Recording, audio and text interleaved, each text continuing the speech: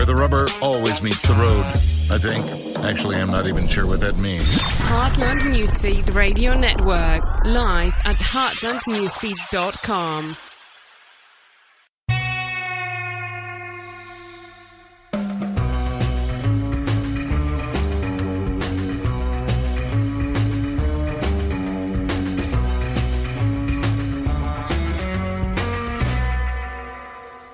Hi, this is Gilbert Gottfried, and this is Gilbert Gottfried's amazing Colossal podcast. I'm here with my co-host, Frank Santopadre, and we're once again recording with our engineer, Frank Verderosa. And our guest this week is an Emmy and Oscar-winning visual effects and special effects artist, and the senior visual effects supervisor and creative director of Industrial Light and Magic. You may have heard of it.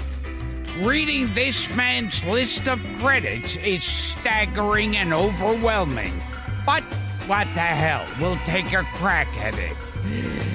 Star Wars, The Empire Strikes Back, Close Encounters of the Third Kind, Raiders of the Lost Ark, E.T. the Extraterrestrial, Willow, The Abyss, Terminator 2 Judgment Day, War of the Worlds, and Jurassic Park, just to name a few.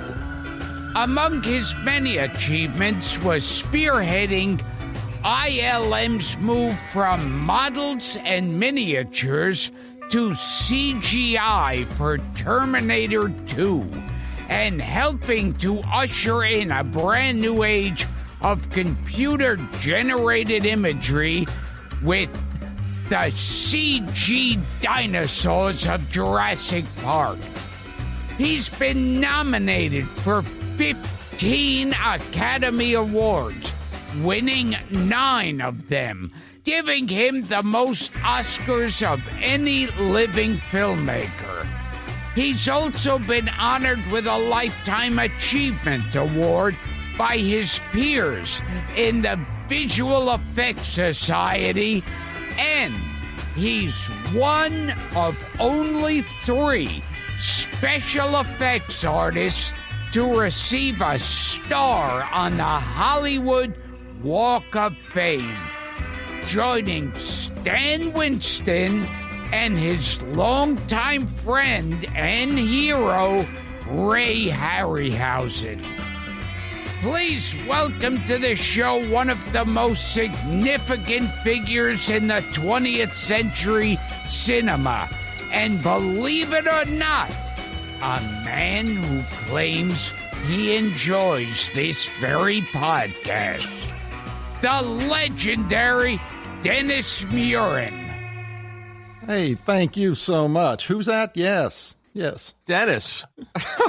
Yes. It's actually true. You listen to the show. I'd listened to the show, yes. I probably heard at least 3/4 or more of the shows. Wow. Jeez. That's not easy. Your numbers are way up there now. We're thrilled. We didn't believe it was true. We it's were true. talking. I came across Equinox on TV, and at first I thought, well, this is going to be some awful crap, and I'll watch 5 minutes of it. And I wound up watching it's a fun movie. How did that come about? Well, it came about because I had some time between my freshman year and sophomore year in college, summer, right? And I said, let's make a movie. It was like Mickey Rooney, right? And Judy Garland. Literally, that was it. And I borrowed the money from my grandfather, who'd put away some money for college, for like if I could get into USC, and I couldn't get into it because of my grades. I took the $3,500 and with 2 or 3 or 4 friends made that movie, all in 16 millimeter. And this is started in 1965 and we finished it in 67, and full of special effects. It was just a way of getting effects out there because I was sort of tired of just neighborhood kids and friends and people in school looking at them. I said, I want everybody to see this work. So what do? You just make a movie. And it wasn't very good, but it was okay. And it had some good stuff. And I sold it a couple of years later to Jack Harris, who had done The Blob and 4D man and all, and he bought it and put another like $40,000 into it, which was 8 times what I put into it or something. Fixed the sound up, shot some new scenes, and that's the version you saw that was in the theater. Well, you got 3 fans of that movie right here. I'm going to introduce the third. The third one. The gentleman sitting to my right has done this podcast before. Michael Giacchino's here. Hey, Dennis, how are you? Fine. Good Great to see you. Only 1 Oscar? Just one. I know. The man has 9. I know. You're on your way. He can start a bowling alley with his. Do we see one behind you? Do we see those behind you, Dennis? Your Oscars? Look at that. On the shelf. No. There's a bunch of stuff there, but there's 1 Oscar up there and 1 C-3PO. Okay. That's all. And a lot of Vaders and other things I've got around, but most of the Oscars are like all over the place. And do you have the monster from Equinox up there? Not up there. It's on the floor. If you want to, I can get it if you want to see it. Really? But it's we insist. You actually have it? Okay, hold on. Yeah. What's left of it? Dennis is fetching the monster from Equinox. Oh, I see a copy of it over there on the shelf. What is that? It looks like the Beast from 20,000 Beast from 20,000 Fathoms, Yeah. Gilbert, on the shelf. Do you see it? Jeez. This is fantastic. Oh, this is too good. Oh, why aren't we doing this in Dennis's living room? Let's go. Look at this. Wow. Oh, my God. He's holding it up. Oh, boy. Fantastic. Holy cow. But I wish we were a visual medium. Isn't that the other what about there was that monster that was like, there's one on the shelf over there, right behind your head. Wait a minute. He just put his phones back on. Say it again, Gil. Now I can hear it. There's one right behind you. Right behind you. Which one? Yeah. Okay, let me see if we can get a clear view of this. Oh, that one, it's like kind of greenish. On the left? The one on the far left? Yeah. Isn't that the... Oh, that's was a gift from Ray Harryhausen. That's a version that he did of the Emir from 20 Million Miles to Earth. Yeah, okay. He made a few of those, and I've been lucky enough to have one of them. Can I ask you something about the Equinox monster there? Yeah. Did that have an armature in it? It does. And what was it? Dave What is it, Allen ball made and this. socket or wire? What was it? Yeah, there's wire on the wings. The body's all armatured. Wow. And you made that at the no, time? No, my friend Dave Allen made this. Amazing. He was a couple of years older than me. Very impressive. Now, I grew up on the stop action. Yeah. And it's still where my heart is. Like, there's something about stop action. I remember watching a show where they had guests on, and somebody was talking about the new CGI effects, and the guy said, when you look back on those old stop action, all you could think is, thank God for CGI. And that pissed me off. Good. Because it was like that to me, it's still magical to look at stop action. Well, and also, what it is you can sense that there's an artist behind it trying to make this work. Sure. And struggling. You can just feel the performance that they're trying to do with this hard, old-fashioned way of doing things, and you appreciate it. In computer graphics, you can't tell how it's done. It's so slick and mathematical looking. Yeah. And there was a quote someone said on this show that Roger Ebert, he said that CGI looks real but feels phony. Stop action looks phony but feels real. Yeah, feels very emotional. And the whole point of it's emotion. Any movie, anything you're doing as a performer, you want to get emotion from the audience. And there's hardly any emotion when you're looking at, some sort of something. It's too sparse. CG is too sparse and simplified. Although I love it because, if you do it right, but it's hard to do it really right, especially with the demands now. It was necessary because the audiences did not really buy the old style. And I don't just mean stop motion, I mean all the old style effects. It was really harder and harder to get the stuff to look real. But CG is, because anybody can kind of do it. You can go to any computer store, buy the stuff, download the materials off the internet, buy a book or training program, do it yourself. It's open to so many more people being able to do it that it's just all over the place. So, but that doesn't mean it's all good. It's never the tool. It's how you're using it. Yes, and you certainly know how to use it. For God's sakes. And then some. Yeah. I mean, it's ridiculous. I remember being a kid and being completely disappointed, after being raised on Harryhausen, and then we get to those films where they put the prosthetics on the lizards and had them running around. Remember that? Fucking worse. Yes, I remember how disappointed as a kid I was. Pissed me off so much when I'm waiting for some stop-action dinosaurs and I see fucking iguanas with plastic horns on them. Yeah, and you can sort of see how it's being pushed into the scene too, and it doesn't want to go. And they said, to make matters worse, they had people with prods that was stabbing them. Oh no, I hope not. Burning them and stuff. Yeah, tied together and look like they're fighting, rolling them on the ground. Terrible. Yeah. Well, we're all Harryhausen kids here, and obviously you just mentioned him. Oh yeah. Dennis mentioned that he had a gift, and he was an important person in your life, Dennis. Yeah, he was. Yeah, I was also a big fan of all effects. I mean, I loved the stuff that John Fulton did with Bridges of Tokari and the Ten Commandments. Not so much the Ten Commandments, actually. But I liked the Rains of Ranchipur and the Tornado and the Wizard of Oz. I was an effects fan, and I still am. And again, it's the emotion. You could look at something, you can see a Ray Harryhausen film and say, "Oh my gosh, I feel something when I'm looking at it." Yeah. Then you look at your 20th Century Fox Lost World movie where you have lizards, and you say, "I'm not feeling anything. No, I don't care about that." Interesting. And I what heard it's about. with that remake of Lost World, with Claude Rains in it, that they had asked Willis O'Brien, who was the creator of King Kong, to be part of it. And he was very excited, thinking he'd be creating. He'd have more money to work with and create. And then they just used his name and threw in fucking lizards. Yeah. Isn't that sad? Imagine how excited he probably got there for a while, too. Yeah. It's just so unfortunate. Because he thought he could use his talent for that, but with more money behind it. Yep. But that's showbiz, and that's Irwin Allen. He's made some real fun movies, but he was always tight on the dollar. Well, he also made the story of mankind and had the bright idea to separate the Marx Brothers. Yes. Which we'll never forgive him for. Yeah. Groucho, Chico, Harpo, all in separate scenes. Yeah, that was inspired. That was, oh my God. But you were a fan of old, and I was reading about you, Dennis. You were a fan of The Thief of Baghdad, and I guess what the disaster movies of the day were, and just event movies. They weren't called tentpole movies then. They were movies. You liked big movies. Yeah, I always did, and I never ever thought I'd be working on them. So my whole career has been like, where the heck did this come from? Because I've been doing this since I was like 6 or 7 years old with a still camera, and then I got a movie camera when I was 10, and I had plastic dinosaurs you could buy at a hobby shop, and I built a toy boat or an airplane and blow it up. Of course, everybody did that, but I'd do it 2 or 3 times and have a movie camera on it. Because and then a week later you'd see the film. You got it back from the camera store. Was Rick Baker with exciting. you? Well, you and Rick Baker grew up together?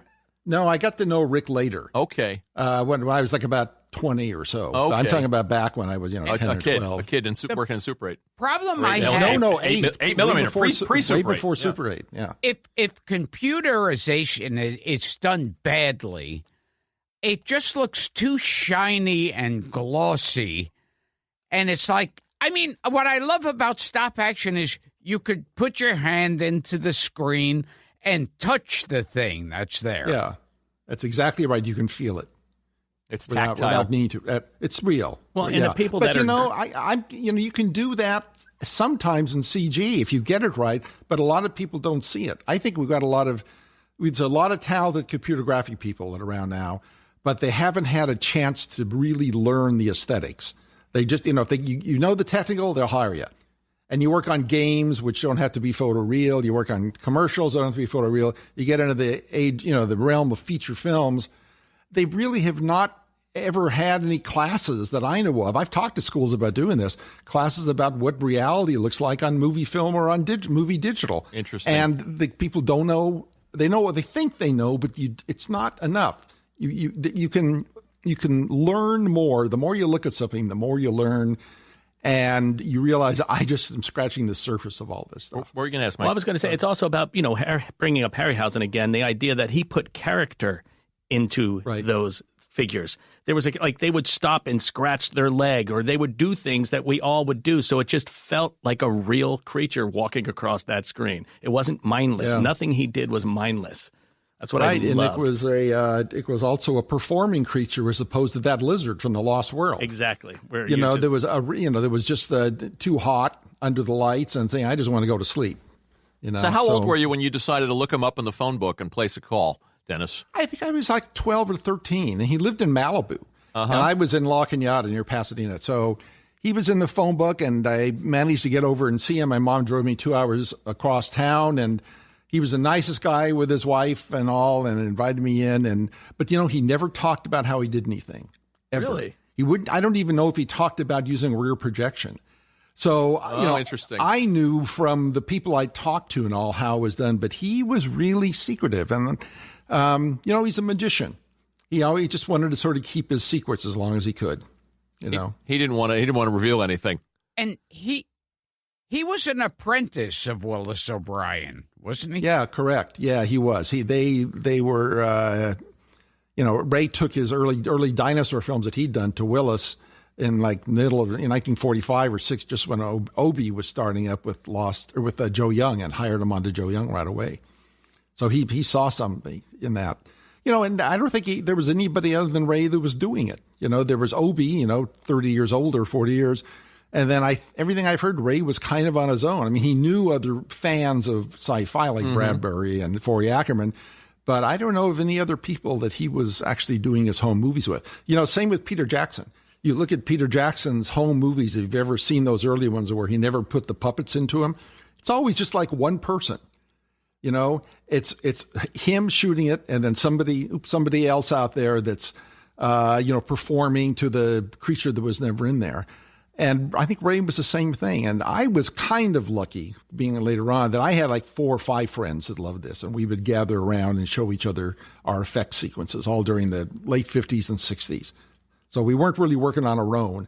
We encouraged each other. None of us were in the business, but we were encouraging each other. And you had to figure out how to do all of this on your own. Were there any publications available? I mean, when I was a kid, there was Cinefex and things like that. Cinefex, Cinefantastique and Cinefex. But when you were doing it, how were you figuring this out? You just learn it on your own. You see enough in the movies. A lot of the stuff you can just look at and tell, oh, that's a model in a bathtub. It looks like, it's actually some huge tank at Warner Brothers, but it looks like a toy. And you just see enough of that stuff, and you say, well, I don't, that's not the right way to do it, or whatever. I didn't know why they did it one way or another. I understand now because it's usually economics, but also some people don't have a vision, and they're not really trying to entertain. They're telling a story. So I need to have, World War II battleship go from the right of the screen across to the left because it's about to shoot a tornado. Okay, so they shoot that as like a wide view. Somebody else gets in there and says, no, it's dramatic. It's the power. It's about to shoot this thing. I want to see the waves splashing up in front of the ship, and you shoot it from another angle. Well, a lot of people don't know the difference. And, one is emotional and one is telling the story. But any director wants every shot to tell the story. And it's just much more important to be able to do that. But you can really see it in the old films. And I've made a point of always trying to figure out why I like something, why I like the genie in Thief of Baghdad and not the giant Cyclops in Ulysses or something like that. Right. Didn't you make your own films when you were a kid too, Mike? All I did was make stop motion films growing up. That's really? all. Oh my God! Yeah, I remember you telling me that. Tons of them. I mean, we could sit here for hours and watch. You were a Harryhausen kid. Are you kidding me? Yeah. Then, of course, when you started working and doing your thing, I was around 13 or 14 when E.T. came out, and then I became obsessed. And can I bring it up now? Sure. One of my absolute favorite things that I have ever seen has been the shot where E.T. is coming up over the hill. He's walking up and he sees the valley, all the lights in the valley there. That, to me, was one of the most magical things I have ever seen in my life. And to this day, when I'm on the 405 and I crest the top of the 405 into the valley, I think of that shot. And I want you to tell me everything you can about that shot. Well, you want me to? Yeah, sure. Okay. The first thought, of course, let's shoot it for real. So we go out there, and this is back in 60 or 81, though. Film stocks aren't bright enough to do it. But I really wanted to do it, and we tried it. And then we can put the E.T. had to be walking away in that shot, I think, if that's the one you're thinking of. Yeah. Just after he sees it, you see him walking away. Yep. We could never get the light to do it. So then it ended up being a model, and we didn't have much money on that film, and I made this tiny little model about 4 feet square. And we just did it, with the wall. That's for the trees, and the background was a paint, like a piece of masonite or glass, painted with little holes in there with lights behind it. And we had a little tiny E.T. made about 2 inches, or no more than that, 5 inches tall, that somebody was just moving down there, shooting a little slow motion with a camera boom. There very was small scale. The lights were twinkling, though, they were very much like it would with the atmosphere. So how did you? Yeah. How did you do that? I'd have to remember, either it was like really simple and we had a bunch of like hanging string pieces of film or something with a little fan on it and shooting in slow motion. I mean, it was real simple. So that's, and it worked because it was so powerful, And then I also really have felt the cameraman part of me thinks that every moment should be like perfect. Like you're there, Steven's there, with the cast, the crew, the cameraman, you're ready to shoot, and suddenly everything happens and the moon changes and the sign, and it's beautiful, and that's when you shoot. So that's what I try to do, is come up with a better moment, like a magical moment for most of the stuff I do. Well, you did it, and that's one of those, and it's the brightness and the twinkly, all that sort of stuff. Here's something when they don't do stuff right with special effects, is sometimes when you watch a movie, it looks like the movie stops, and it's like, ladies and gentlemen, special effects. Like it doesn't go, it doesn't You mean it's fit. not organic? Yeah. Seamless part of the story. No. Well, I know, why that is? Because they have a storyboard. So they say, we want this, we want this ship, this World War II battleship to go from the right across to the left to show that he's about to shoot the tornado. We have to show he's pursuing. And that's all the effects crew maybe is given. Okay, and they just shoot it. But the storyboard artist may not know what he's trying to do. So they're not thinking as a director. They're not thinking as a filmmaker. That happens all the time. It also used to happen because you couldn't really move the camera very often for some effects. You had to keep it still so you could shoot a lot of different elements and put them together. And that's one of the reasons for that sort of static feel that you're talking about. I just want to But that always drove me crazy. It did? Crazy doing that. It ruins the whole film. Yeah, it seems like the movie is at a standstill. Right. Well, that's why the sequence in Temple of Doom works so amazingly well with the mine cars, because it keeps moving. The camera's moving, you're alongside, and you are cutting back and forth through that entire scene between practical set photography and what you did. And if you could just, again, I'm going to ask you to break one thing down a little bit. And at what point did you realize you would have to make a new camera or modify a 35 millimeter camera in order to get those shots on the minecar chase? Well, I'd been over in England. I saw them shooting the big loop. They had a circle that was probably 100 feet around that they could shoot the car going in with the actors in it and everything. And we were just thinking, okay, how long would a shot be when you've got a wider view? And it needed to be like 7 seconds, 8 seconds. You want something like that to really feel the energy. And you figure out how big a scale you're going to build something, and then how long, the smallest camera you could find and everything. It was too expensive to do it as a model. And we didn't have space at ILM. We were really busy at that time on a lot of projects. And there was a back building we had that was probably 75 feet square. And, okay, the only reason that we can't get a 7-second shot in a 75-foot run is that the camera's too big, which was like 10 inches wide. And I said, well, that's silly. Why can't we just do it with a smaller camera and we solve it? And because we had a lot of Nikons we'd been using for lining shots up and everything, I said, maybe we can do it with a Nikon. I don't see why we couldn't. We just have to rip off the back and take a movement, they call them, from the movie stop motion camera, put it on the back of that and do it one frame at a time. And I got a friend of mine there, Mike McAllister, engineered the whole thing, and we did it, and it made a huge difference. And it meant that the walls of the cave didn't have to be concrete or anything like that. We could do them with aluminum foil. So you're shooting stop motion, right? But you just crinkle the set around from behind till it looks good. Then you spray the color on it and shoot it, and that's it. It sounds simple. Fantastic. But I love it. Fantastic. It's one of those things that, there's a lot of those, being boxed in and having a problem is to a real advantage, because then you learn things and there's a reason why you were in the first place to try to solve it. And I learned something on Empire Strikes Back that I've never forgotten. There was a shot flying over at the beginning of the film, flying over Hoth, which is the ice planet, and you kind of look down and you see a tauntaun, and it's running along down there, and it's like, you just think of it. Well, I know that. Okay, great. It's Luke or I don't know if it's Luke or Han running after, looking for the other one or whatever. And the way that started was George just walked in right near the end of the show and showed me this background plate from a helicopter, where you pushing in over the ice field about 100 feet in the air, and the camera just tilts down to the ice field. There's, of course, nothing there. And he said, "Can you put a tauntaun in here with the guy running on it?" And I looked at it, and this is pre-computers, right? No, there's no way with all those camera movements that you can do it and get a stop motion character in there. There's no way. And he said, "Well, just think about it. Think about it." And okay. And he walked out, and within 15 minutes, I'd figured it out. That's fantastic. And I just learned the power of not giving up and thinking about it. There's usually some way to put pieces together to get something that's going to work. Was that optically printed? It was optically printed, but the trick was getting the tauntaun, the perspective on the tauntaun to be correct. One, to lock it to the ground so it looked like it was running on the ground, and then getting slightly bigger as you move in.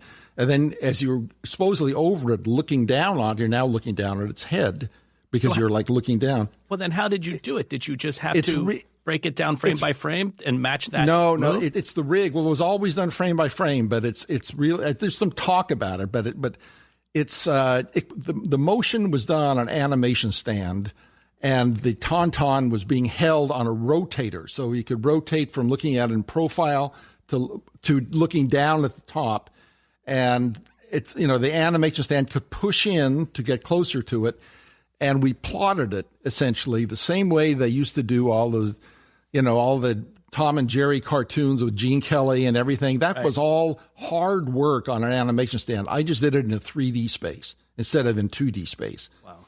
But, it took a leap of faith and all, and it took the challenge to do it, and knowing that shot was better than if I said, let's just do it as a big model and it'll be fine. No, because it's better if it's real. So I took the time to think about it. I want to ask you a question about the problem solving. And this was something we asked you, Mike, when you were on the show. You were trying to solve the problem of that specific piece of music for Up. And you said it finally came to you in the shower. Yes, it did. Dennis, are you just sitting when you need to solve a problem like that? Are you just sitting at the computer and do you have to walk away? Do you have to go for a walk? Do you have to do some kind of other exercise? I mean, how does it happen? That you say, that's it, eureka. It can be both. There can be the eureka moments, but often it's there when you're just trying to figure it out at the moment. But if you can't figure it out, you're still thinking about it. Your subconscious is really working. I mean, that's the reason all of us, I think, are alive. I'm fascinated with that. Keeps us going. There was a special effect that puzzled people for years. It was finally revealed how they did it. But that was, I always loved transformation scenes. That was and there too, I knew how they did it, but I loved watching it the old time. Yeah. And that was the transformation scene in Frederick March's Jekyll and Hyde. Can you explain how they did that? Yeah, that film was in black and white.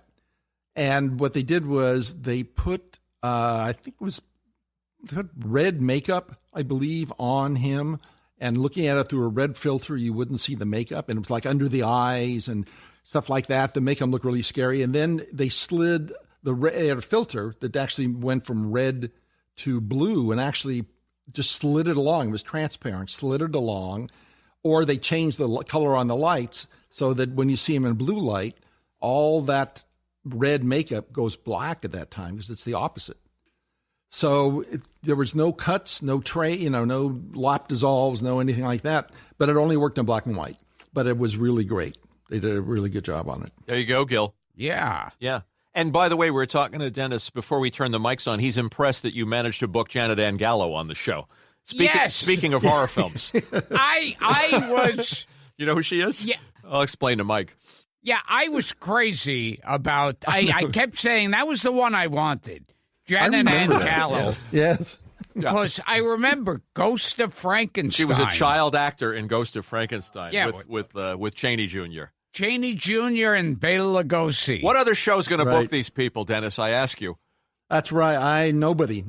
And she thought nobody. She goes, no one's going to know who I am. She thought we were crazy. And I said, believe me, the people who listen to this show, you're bigger than Julia Roberts. Well, I don't know. You guys know who moved across the street from me when I was 14 years old? Tell us. Morris Ankrum. Wow. You know, Colonel Fielding. I don't know how many colonels and scientists he played in those movies in the 50s, and he was the judge on Perry Mason for years. But he's in a lot of Harryhausen films and Burt Gordon movies and everything. Burt I. Gordon, still with us. And my mom called me and said, you won't believe who moved across the street. And when I met him, I was just shocked. There he was in person. I mean, we lived in La Cañada, which is only a half hour away, but we might as well have been living on the moon. And as far as who you ever see in the business, you know. You have a fondness. And he had two kids that were really, really nice, yeah. You have a fondness for these obscure character actors that we talk about on this show? You know, a little bit. Yeah. I don't know about the characters, but also the principals. Yeah. And the directors and the production and how the package, how it all came together and got done. And the problems they had to solve. I love that. Here's some trivia about Equinox as it relates to our show. I hope I have this right, that one of the cameramen on Equinox was Ed Begley Jr. True. That's on the Jack. Man, really? That's the Jack Harris version. Yeah, I was only out there on that. They only shot for 2 weeks on his version. Mine was 2 years, but on his for 2 weeks. And I just saw him out there. I didn't even meet him, but he was tall. Right. You know, thin, and had the red hair. Been on this show. I remember hearing Ed Begley Jr. Oh, wow. Yeah. And now he turns into a terrific comedian. A connection to this podcast. And this is also interesting, and Michael and I were talking before. Somebody else who turns up in Equinox is the legendary Forrest Ackerman. Right. Yeah. He was a friend. Yeah. He was a friend of mine and Mark McGee, who wrote the script, and Dave Allen, who helped me with the effects and everything. So he used to open his house up, and we could come by once we could drive. We could come by and meet people on like Sundays. The Acker Mansion. You'd see Ray Harry. I've been there. I did that. I was lucky enough to get to do that a couple times. You go too, Gil? I was there twice. Yeah. Oh yeah. And he was great. Yeah, and I heard he was a little too trusting of people with invaluable stuff. Much. Like he had the actual dinosaurs from the original King Kong, and just stuff you can't. And people would just slip it under their coats and leave with it and everything. Yeah. Well, I remember, I was seeing them in the 60s, the early 60s, and between 62 or 63 and 65 or 66, I think his collection of still photos, I think he'd lost and stolen like a third of them. Were gone. That's sad. People would just open, he'd open his filing cabinets to incredible photos from these movies, and people would take them, So later on, they just continued that, with the Kong stuff and so much. Trusting. Do I have this at all right, Dennis? Were you profiled in Famous Monsters in Filmland as a young man? Yeah, because you were... Carrie and David Ankrum, Morris's sons, and I put on this a museum in La Cañada.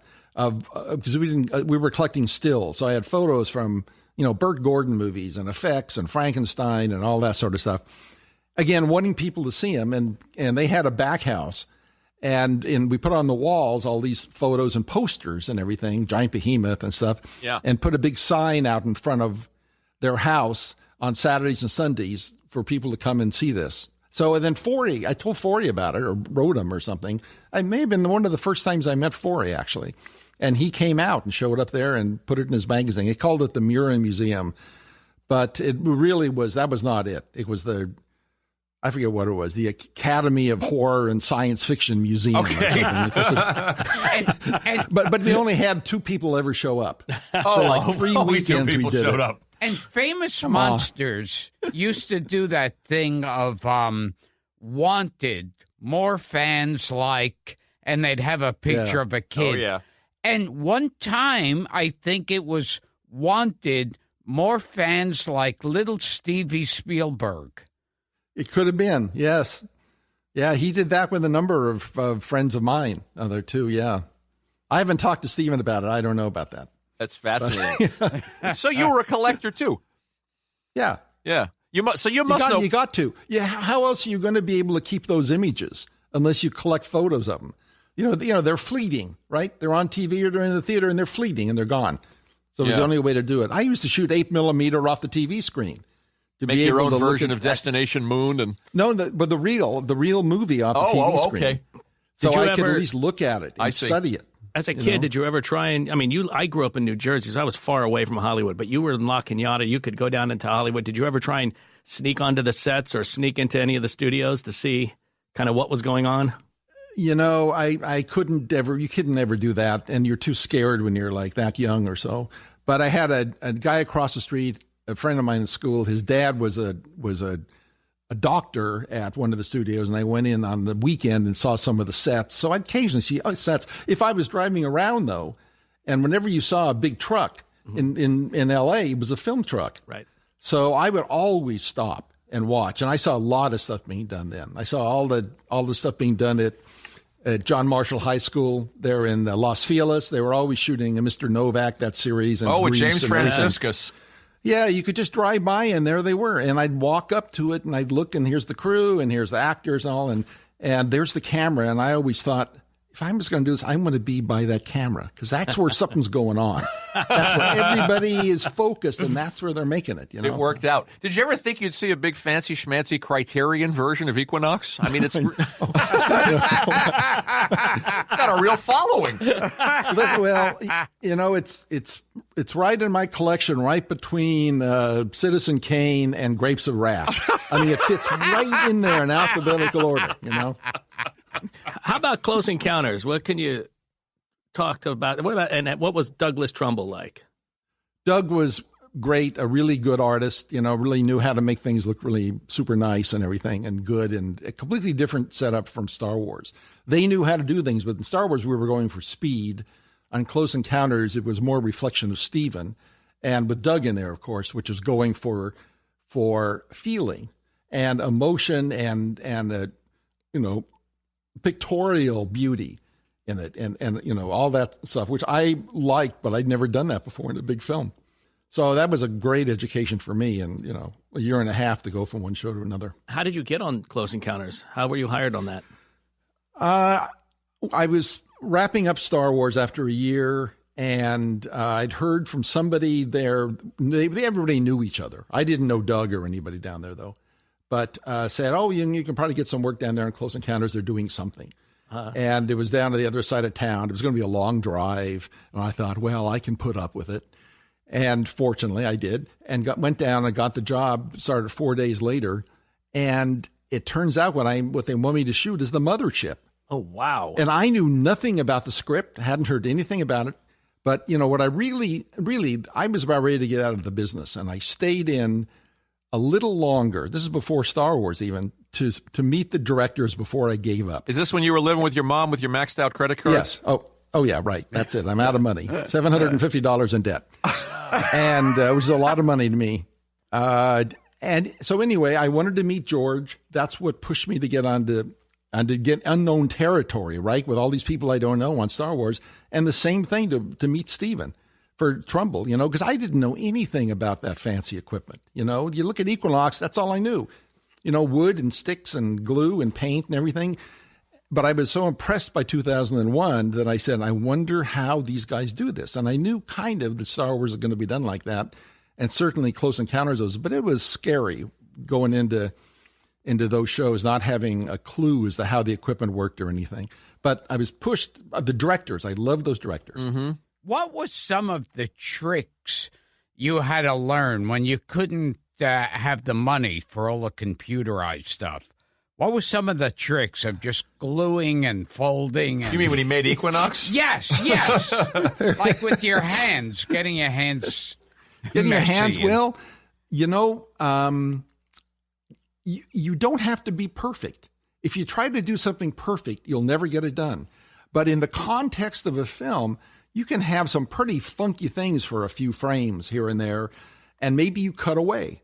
Right? Or maybe you put something really bright over that part of the scene. Or maybe if something falls apart, you put a sound effect in, or something like that. There are all sorts of ways to do it. But, if you're going to have something break apart, you do it out of plaster or something. You don't make it out of concrete. There are tricks to making things. If you have a model or a bridge that's going to collapse, you don't necessarily make it out. And I did this as a kid. You don't do it out of plaster. You do it out of balsa wood.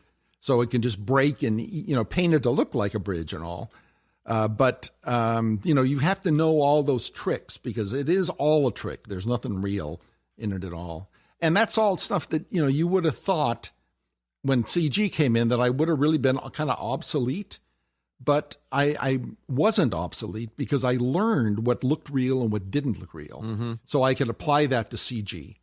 What looked real and what didn't look real. At the beginning in CG, go ahead. Yeah. No, I was going to interrupt you. I've heard you say that you feared technology when you got into it.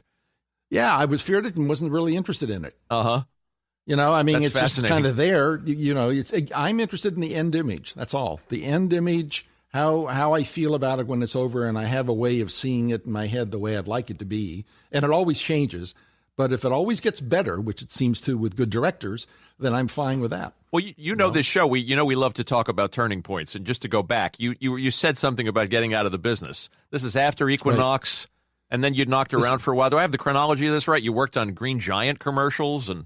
Yeah, the Cascade of California. Cascade. Which is... Pillsbury Doughboy. Yeah. Do I have this right? Right. And you were fed up at a certain point. I was out of money. And out of money. And L.A. was a union town. And, what's a 22-year-old going to do? How's he ever going to get a job? And there was no industry per se. There was no special effects industry to go knock on a door. No, there wasn't. Mike and I were talking about that. Do titles and stuff like that. Right. And commercials were about the only place, and that was really just Cascade in Hollywood, right on Seward there. Right near where Harold Lloyd's first studio was. It's a very famous part of LA. I know that block, yeah. Which I didn't appreciate at the time.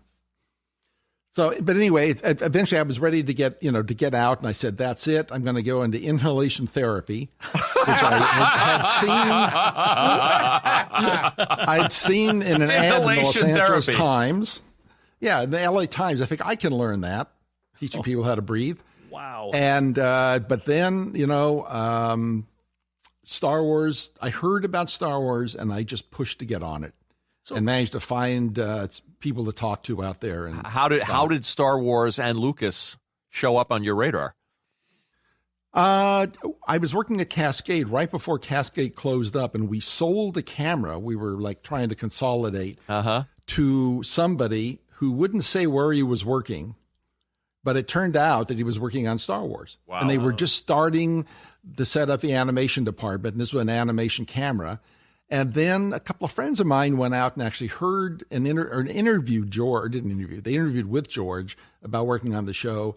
And they were stop motion guys and overall effects guys, really good. Jim Danforth and Bill Taylor.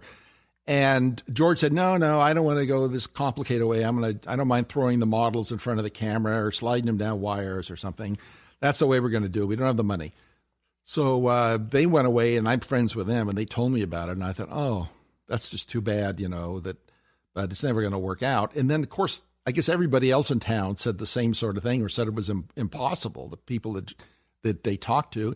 And then they go with John Dykstra, who comes up with this revolutionary, expensive, time-consuming idea that changes the industry. Mm-hmm. So they ended up having to go with new technology, And so the rest is history. I just followed it. Yeah, the rest is history. And then all that's like sort of obsolete once computers came in. I mean, nobody talks about that motion control stuff anymore and how it really changed the industry. Do you think there's going to be a day when there's going to you'll just make movies with no actors and no location shots because it could all be done by computers. Hope there's still composers. There barely are now. No, you can auto-compose too. That's all coming. Yep. I think it's probably there. Based on the color of the scene or the... Let's hope not. How do you think I write my scores? Let's hope It's an app on my iPhone. Anyway, Gil, yes, it is, and it's happening right now, right? And they're animated films, but you're never going to get the personality of the people. You're never going to get the voice inflections. You're never going to get the reality. Sure, you can do it. That's not the question. The question is, should you do it for certain stories? If you're trying to really feel something with people, do you want to look at a fake image, or do you want to look at the real person there? In a relationship that is just breaking your heart, far more than an animated character ever could. What is this thing? I don't think. I saw in an interview with you, Dennis, you were talking about the 3D design, adding 3D to 2D movies, that you saw a test with Casablanca? Yeah. I saw Casablanca, Roger Rabbit. Could you tell us about Marx that? Brothers film. Wow. I forget the company that did it. What were they doing exactly? What were they what? What were they doing exactly?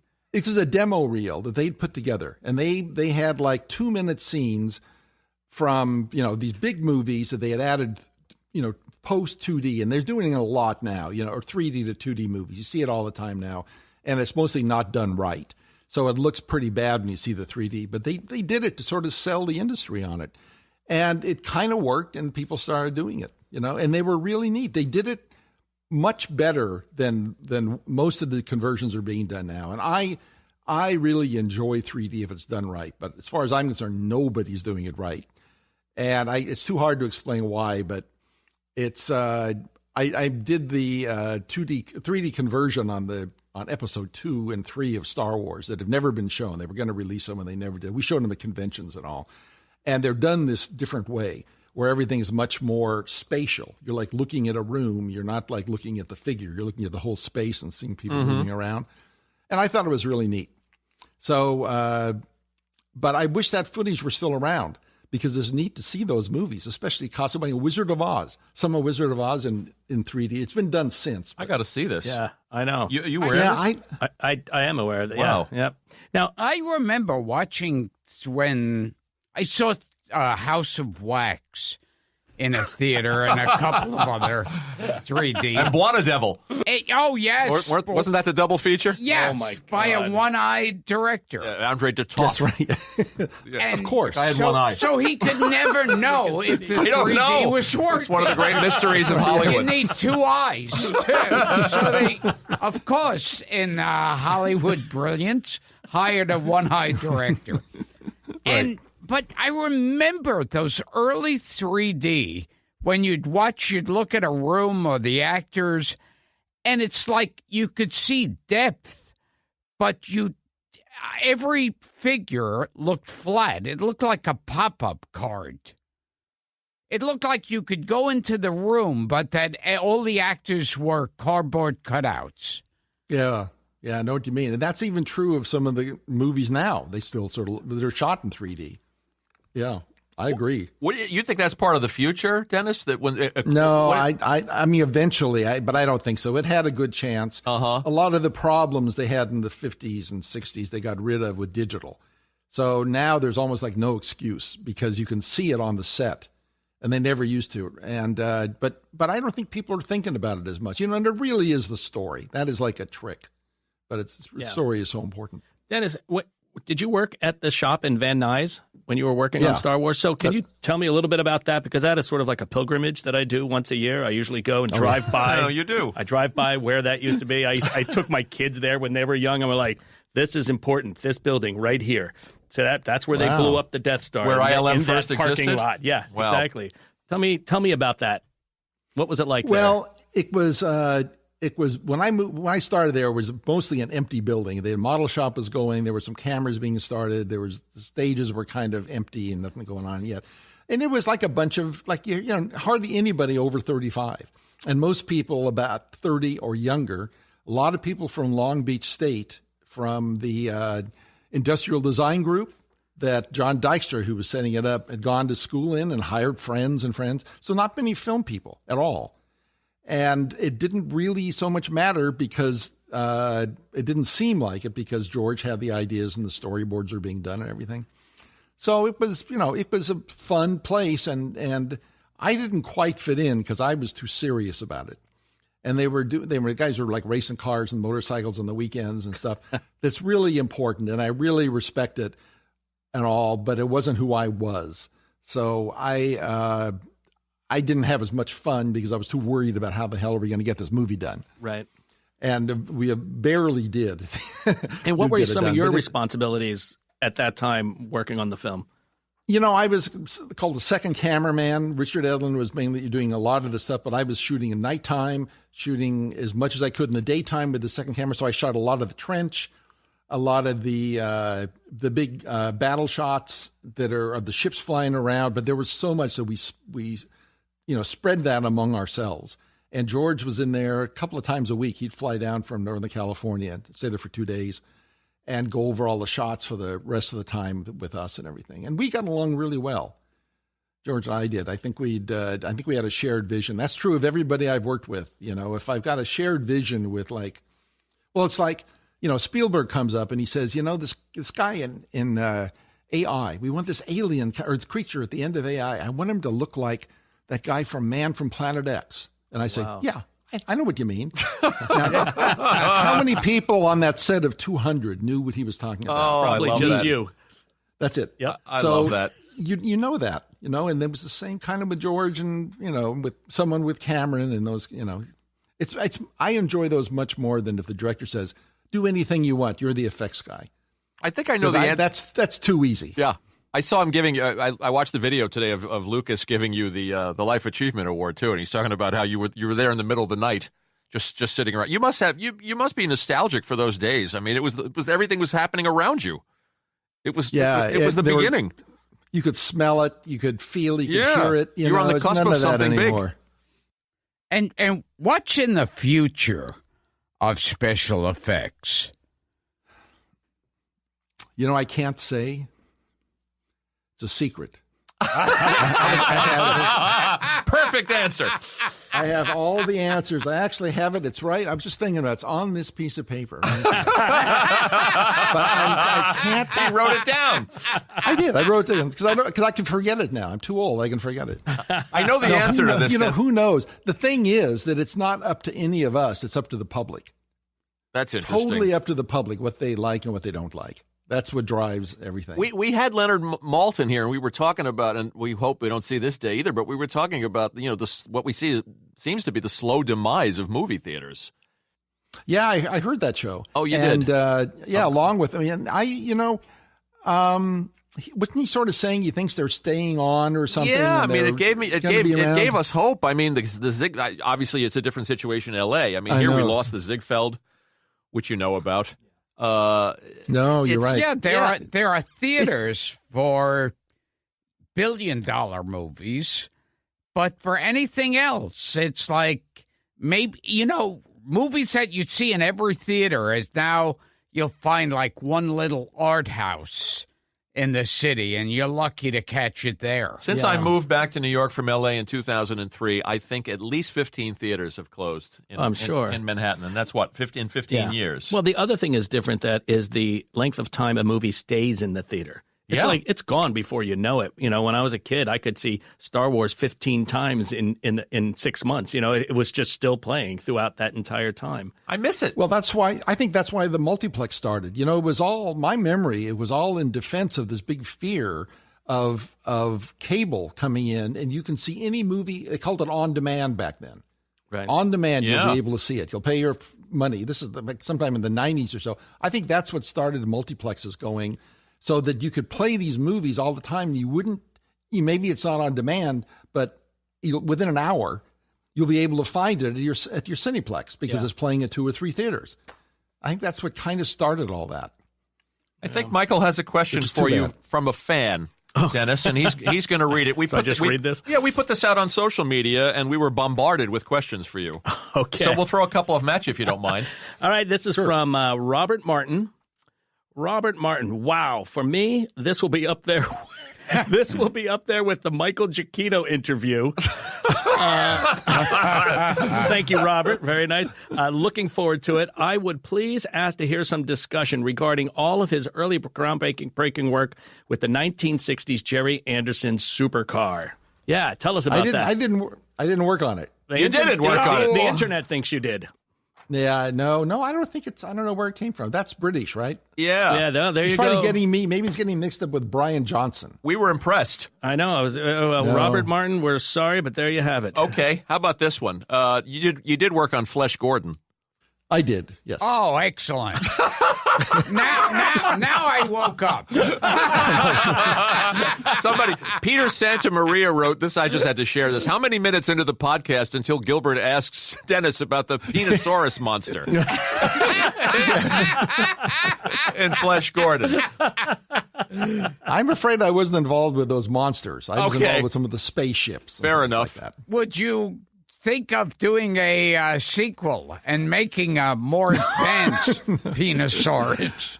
No, I don't. Maybe somebody's done that already. I think they did make a sequel to it, didn't they? Maybe so. I don't know.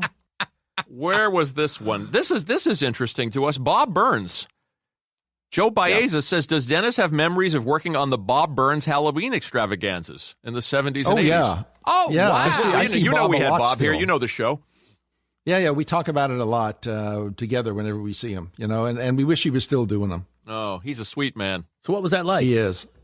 Oh, it was so much fun. There'd be like 6 or 8 people getting together for like 4 weekends right before Halloween, and Bob would get an idea. We're going to do the thing. We're going to build corridors like you're in the ice or the Arctic up there, and doorways, and we're going to have a guide telling you to be careful, and they'll open don't open that door, of course, and that's the one that'll open up. What I wouldn't have given to have been there. In those movies, you not only saw the movie, but had a live theater show with it. Oh, yeah. That's what this was. These were live shows, like for 2 or 3 minutes long, based on movies. We had a War of the Worlds one. We did some fiction. A big Goomba creature was on the top of Bob's house. We did a mad I love it. Jekyll and Hyde kind of character with the blue and red light changing. And we did a really exciting one that was very hard to do based on The Exorcist, where the girl levitated right there in front of your eyes in the attic. And then you're sitting there looking at it, but then at the last minute, you get scared and you run out screaming.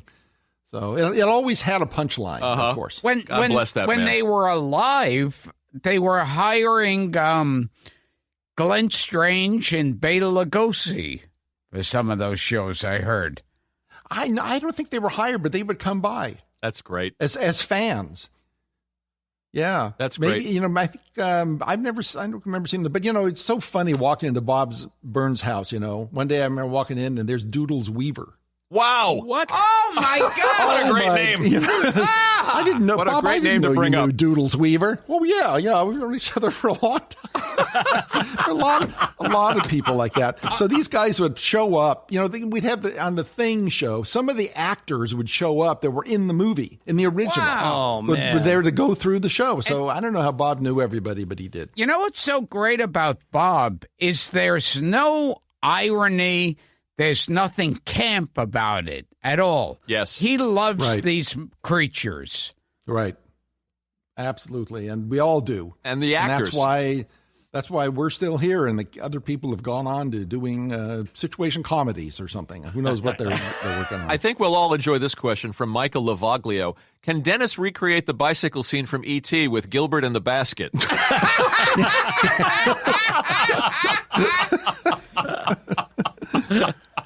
I'll do it. It's a challenge. Oh, I would love that one. It wouldn't be very hard either. Think about that. Rob Martinez says Dennis worked on Captain EO with Michael Jackson. Does he have a story or a memory? Well, I wasn't ever on the set. Oh, okay. But I knew about it because George was producing it and Francis was directing it. So I heard all the stories about it, and it was a very hard shoot. It was the most expensive, per minute movie, I think, up till that time that had ever been done in 3D. And Victorio Storaro, the great cameraman, shot it. And the stuff looked, I saw dailies from it. It looked just amazing and all. But it was tough because that sort of thing hadn't been done before in 3D or anything, with spaceships and everything, and analyzing, how big should the spaceship look in 3D coming out in the audience. Sure. There were all sorts of things like that we had to deal with. Sure. Why did you say, and I think I know the answer to this too, but our fans will enjoy hearing it. Why are T2, Terminator 2, and Jurassic Park high points for you? Because for 50 years up till then, or whatever, I don't know if that's numbers right, I had been, struggling, not that long, 40 years, struggling with trying to make things look real, and it was really hard. And I thought reality, as well as performance and and the appropriateness for a movie was so important, because the fakery can pull you out of it, and CG was the opportunity to do something that actually could do it real. And it was so hard to get through the figuring out how to make CG work. But I think after The Abyss, which we only had like 17 shots, that was so successful. I didn't really understand it. I took a year off and I bought a textbook on computer graphics. I think it was 2,000 pages long. Wow. And I had no idea what an algorithm was or anything. And I spent about 4 months in a local coffee shop up here reading the thing, and came away understanding that it's not magic. Everything is controllable. It's just that it seems to me as though the people don't know where the controls need to be to make it look real.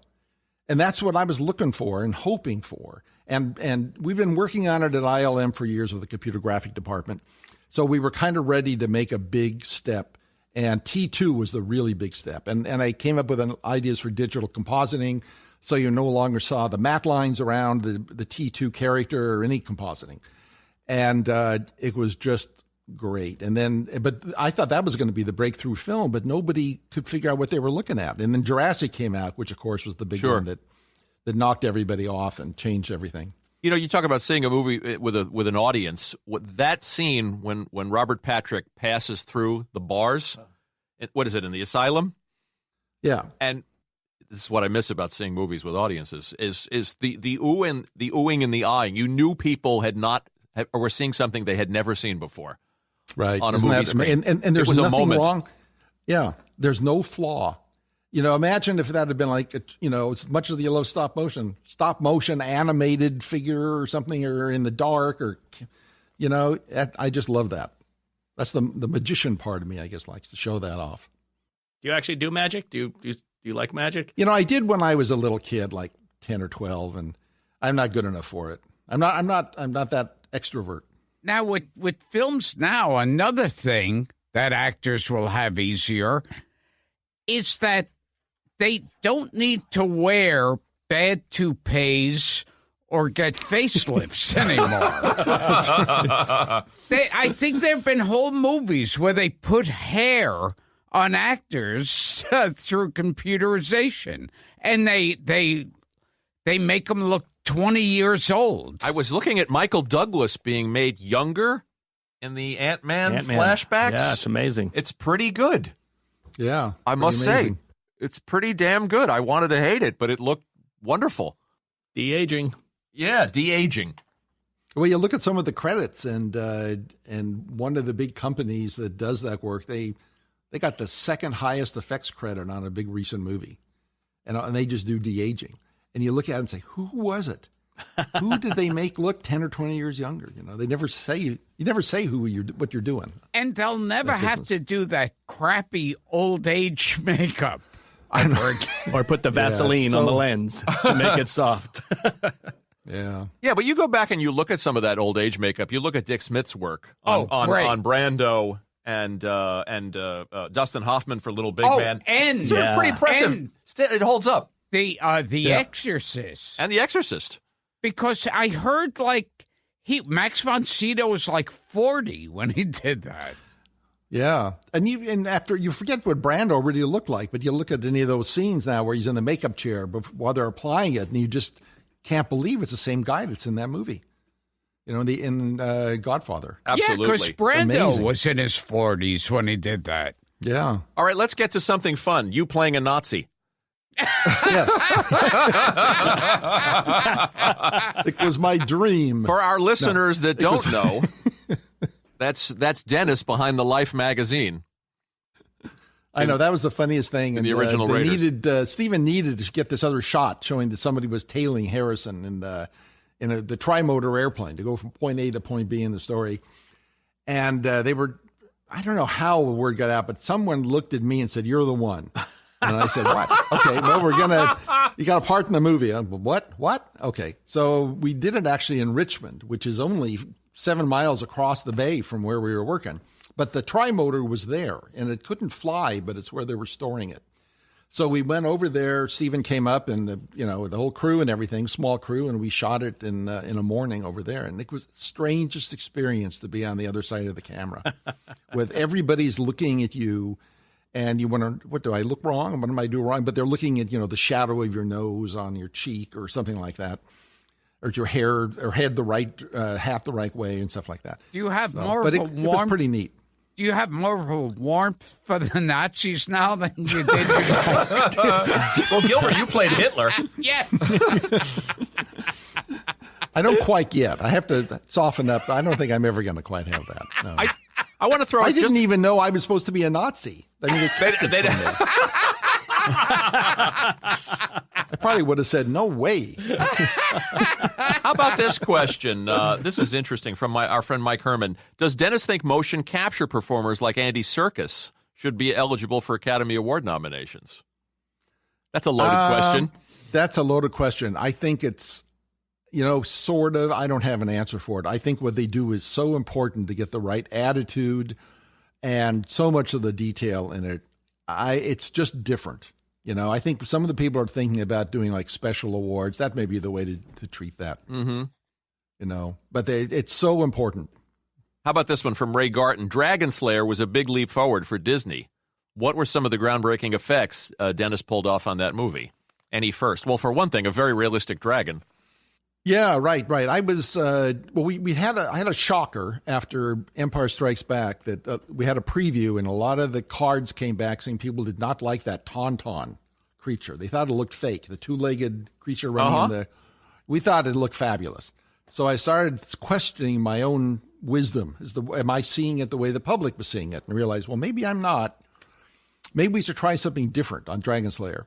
I was actually thinking of trying it as rod puppets, with puppets with rods below it and that as a model, but people would move it in real time. But Phil Tippett said, no, let's try it. Let's go beyond that. Let's do it actually with all the motors like we do motion control and do it that way.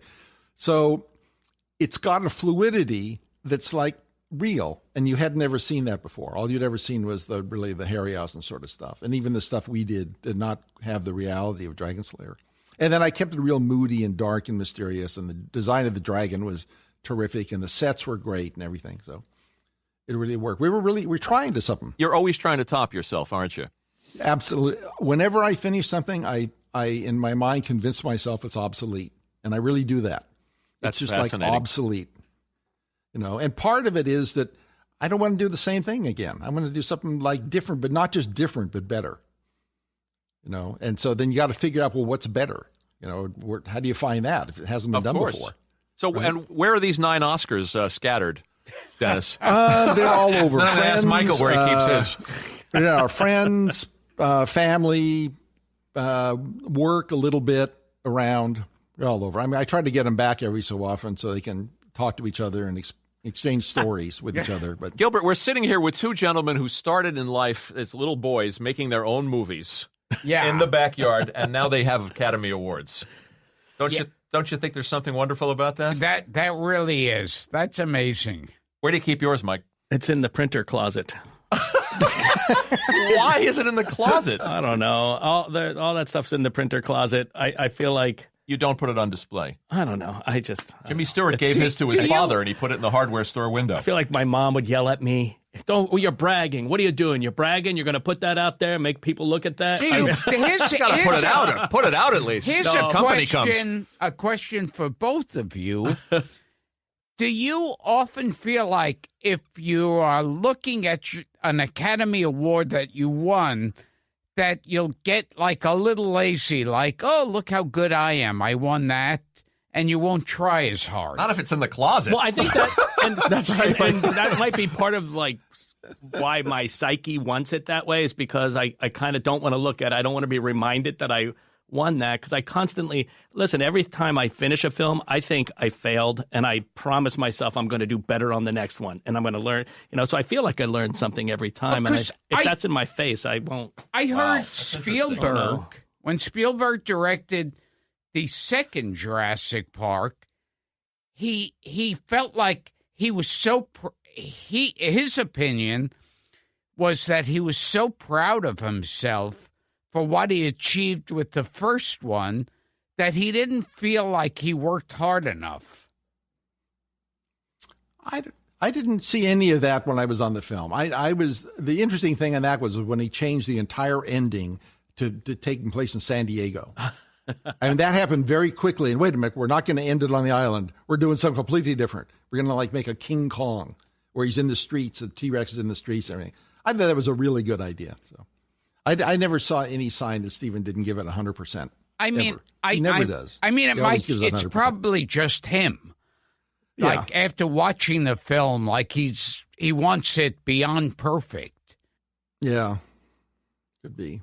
It's a fascinating... Michael, it's really funny you talk about the Oscar. I had mine for the first year in the drawer. Oh, really? in our bedroom, in the bottom drawer, for probably the same reasons. I don't deserve this. Right. I don't even think about it. Oh, that's I funny. feel embarrassed that we didn't give it to everybody who worked on the film. But now you have 9 of them. They can't possibly all fit in that drawer, so you got to put them around somewhere. No, that's right. It was when I got 3 of them that I put them out, though. It took 3 to do it. That's pretty amazing. Dennis, as we wrap up, I just want to ask you about your speech. I watched you receive the Life Achievement Award from your peers, your fellow visual effects artists, and you talked about Glacier Park. You talked about this wonderful phenomenon that you at Yosemite. Yosemite that you experienced Yeah. as a kid, and you said that sometimes that's what it feels like when a director asks you to do the impossible. It's a great metaphor. It was what they used to call the firefall. The firefalls, yeah, they don't do it anymore, I huh? forget the mountain up there at 9 o'clock at night, above where Camp Curry is. That's all still there. They used to push big flaming logs that had fallen down a 2,000-foot cliff. And hit rocks below, and it would all go out and everything. But they did it every night in the summertime. And I was, 6 or 8 when I first saw it, and it was awesome. Just the most amazing thing. And thousands of people would be there every weekend looking at this thing. And then they finally had to stop it because the, ecologist said, "Oh, it's not natural," and they were worried about something or other. I don't know what. So they don't do it anymore. But it was the sense of wonder and seeing that.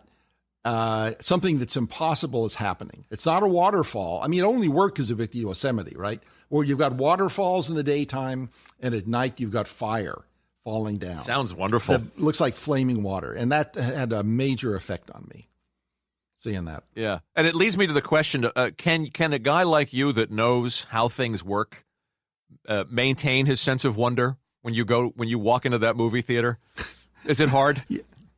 Well, I've got to work on it. I work on it all the time to remind myself I'm a kid. Yeah. And to, bring back feelings I had when I was a kid. You got to, or else you'll get kind of jaded and bored. And, there's a lot of excitement when you're, 6, 8 years old. Same question really. For you, and Mikey. When you're 3 years old. Can you do that? I mean, you've been in the business so long, you've seen everything, you've been a part of so much.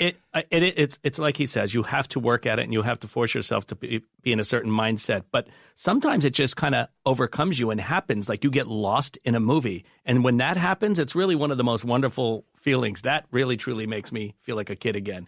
When a film really works, and you walk out of there not even thinking about how it was made. You're just amazed at the story. And I love that. Like the worst thing in movies is if you're anything that you notice, if you're watching, if you're going, "Oh, that scene was shot beautifully," or the dialogue is so witty, or the acting, that means you're not in the movie. All right. You're not lost in it. That's true. Yeah. You still carrying that picture of Ray Harryhausen around in your wallet? I do. I've got it somewhere. Yeah, I still do have it. Yeah, it's so sweet. It's always in my wallet. Isn't that sweet? He carries it. He carries it with him. I carry a picture of Gilbert. I have a picture of Flesh Gordon. Do you? I want to direct to our listeners to check out, and it's on YouTube, is the Ray Harryhausen 90th birthday celebration. It's so nice and so sweet that he lived to see that, and to see all you guys get up there and make such a big deal out of him, because God, he really deserved it. Yeah, he was great, and a lot of great people showed up for that. Terry Gilliam, people I didn't even know were fans of his showed up. You know, it's a Peter great Jackson flew in. God. Yeah, he changed a lot of people's lives. It's a great thing to watch. Well, and I feel like you have too, and I just want to thank you personally for as a kid, I never thought I would grow up to write music for movies. I thought I was going to grow up and do what you're doing. I thought I was going to be doing visual effects because I was so obsessed with that. I love special effects. I love stop motion. And I sort of fell into music, but my heart is still hugely into what you do. And I just want to thank you for all the inspiration you've given me. Thanks very much. Yeah, we all owe you a debt, Dennis. So well, thanks. I was in the right place at the right time with the right brain or right mix-up brain. I don't know what it is. We've something going on there. We've interviewed 250 people now in this show, and so often it comes up. I was going to leave the business. I had one foot out the door. I was fed up. I was down to my last $48. And it's just wonderful. It's wonderful how things change, when you love what you love and you stay to it, you stay stubborn. Yeah, you stay stubborn, right? And you got to be good at it. So when these times come, you do them and you deliver. But I think a lot of people get out that maybe should have stuck around. Yeah, my friend Susie Essman says, just stay on the bus. What's next for you? Are you writing a book, Dennis? I rumors that you're writing a book. My wife and I, mainly my wife at the moment, writing a book on it's not a memoir, but it's more about an art book on how to visualize things and how to bring the emotion out of something in effects. Or it can actually be in anything. It can be in any art form. And it's because like I said, a lot of folks I know that are coming up aren't even taught about feeling. Oh, excuse me here. They aren't even talking about, doing quality sound or whether, I don't mean sound, but doing quality, try to engage an audience emotionally. They are just taught the technical side of it. And that's something that I'm trying to encourage. We're trying to encourage in this book to get people to view things as a child and whatever they're working on, music, art, whatever it is, stir your own emotions up, not just deliver what you think you want to tell, but actually feel it. Wow. Does it have a title yet? No, not yet. Okay, great. But there's that school, the Master's School or something that's on the internet that a lot of people are talking about. Masterclass, yeah. Masterclass. Well, yeah. I saw an ad for Carlos Santana's, and he says exactly the same thing. The preview, just like he might as well be talking about visual effects. He's talking about music. Everybody, I think all of us that are in this feel. You want to feel it. We want to feel what we're doing, and that's not taught in schools. Yeah, and be original. What's coming up for you, Mr. Giacchino? I got Spider-Man coming up. You are scoring Spider-Man. Spider-Man 2, Far From Home. Mm-hmm. Or Spider-Man Far From Home. Mm-hmm. And some other things you can't talk about. There's always things you can't talk about, Dennis, I'm sure, is way more entrenched in that than I am. But Saw Incredibles 2. I can't talk about this. Yes. He can't talk. The secret that you asked him, Gilbert, he can't talk about. Yes. Can't talk about it. So what fucking good are you as a guest? Dennis, this might be one of my new favorite episodes, so thank you so much. And well, thanks for listening to the It's show. pleasure. We're tremendously flattered. Well, I'm flattered to be asked. I love you guys. Keep it up. Thank you. Well, this has been Gilbert Gottfried's amazing Colossal podcast with my co-host Frank Santopadre and Michael. I still don't know how to pronounce your Giacchino. fucking name. Giacchino. Giacchino. What kind of Italian are you? Come on, you got it. And our main guest, a special effects wizard, and that's Dennis Murin. Thank you, Dennis. Thank you. Thank you. It was a pleasure. Work on that ET with Gilbert in the basket. That's right. Yeah. We'll talk to you again, pal. Bye-bye. All right. Bye-bye.